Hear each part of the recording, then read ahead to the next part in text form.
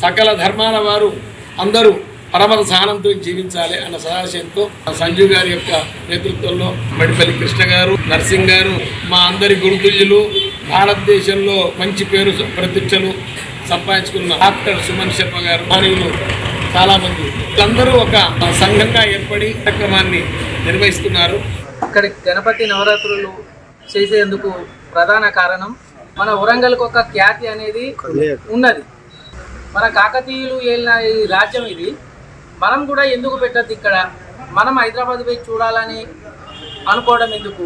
మట్టి విగ్రహంతో 40 ఫీట్లతో first start చేసి అమ్మవారి ఆశీస్సులతో భద్రకాళి అమ్మవారి భక్తుని నేను వినాయకుడిని చేయడం వల్ల పబ్లిక్ కానీ అంటే ప్రజలకు కానీ అందరూ సుఖ సంతోషాలుగా ఉండాలని గారి ఆశీస్సులతోటి అమ్మవారి దీవెనలతోటి